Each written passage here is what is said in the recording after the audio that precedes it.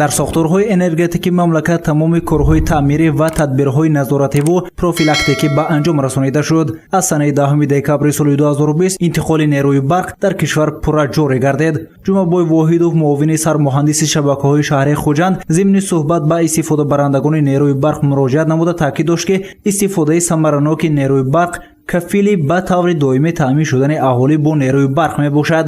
ӯ афзуд, ки ҳангоми истифодаи манбаъҳои гармидеҳӣ ва таҷҳизотҳои барқӣ ба исрофкорӣ роҳ надиҳанд, нерӯи барқро сарфакорона истифода баранд. برای خودجی خلق اهم ضرورترین حاضر نیروی برق برای اون که در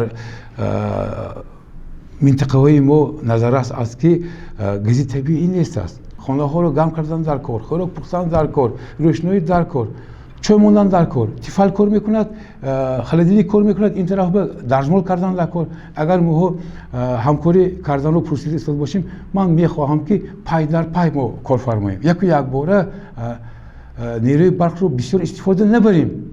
از ریاست خدمات دولتی آتش‌نشانی ولایت سود خبر دادند که دوام 11 ماه سال 2020 در مقیاس ولایت از حساب نادرست استفاده بردن تجهیزات‌های برقی و وصل و نصب ناقل‌های برقی 161 حالت سوختار به قید گرفته شد. در عموم دوام 11 ماه سال 2020 در ولایت 409 حادثه ناخوش سوختار به عمل آمد که نسبت به همین دوره سال گذشته 2 حالت زیاد میباشد. زیاده از 80% حادثه‌های سوختار در منزل‌های استقامتی شخصی شهروندان به قید گرفته شده است.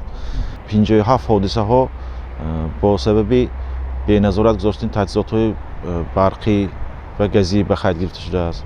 در فصل سرما استفاده تجهیزات‌های کم مصرف گرم‌دهنده مفید میباشد. زیاد حالت‌های سر زدن سوختار در منزل‌های استقامتی این استفاده نادرست تجهیزات‌های برقی میباشد. صلیف دوران صاحبکار انفرادی بوده فعالیت کاریش را سال 2019 آغاز کرده است. او امروز فروش تجهیزات‌های گرم‌دهی به خطر را به راه مانده است. این تجهیزات یوکو نام داشته استحصال بلاروسیا میباشد. صلیف دوران تجهیزات کم مصرف گرم‌دهی و بی خطر را از فیلیال کارخانه بلاروسیا وارد تاجیکستان میکند که کارگاه در ازبکستان فعالیت دارد. Так, این کvartsوی обогреватель میگن همچون аналог русской печи гарми санга метия. Пожара безопасен. از سوختار امین نگاه داشته میشن. یک توش 8 تا 10 کвадрат جای گرم میکنن. این گفتگیش که 15 تا 20 کвадрат кубический метр گرم میکنن. اینچونین تجهیزات به سلامت نیز ضرر نداشته هوای خانه را معتدل نگاه می‌دارد و در یک ساعت نیم کیلووات قوه برق را صرف می‌کند. از تجهیزات‌های گرم‌دهی قبورغوی 5 مرتبه کم قوه برق را تلف می‌کند. تجهیزات دارای دستگاهی پست و بلند کننده گرمی میباشد. هنگامی رسیدن سوزشواری و یا آب سوختار به عمل نمی آید. در برابر بخطری کم مصرف به حساب می رود. اینچنین هنگامی نصب آن در خانه های استقامتی به کودکان نیز بی ضرر می باشد. در حالت رسانیدن دست تأثیر منفی نمی رساند. دسترس کنید در داخل شهر خوجان رایگان تجهیزات های برده ثبت کرده میتیم استانفکه کرده. نرخش 500 سومون.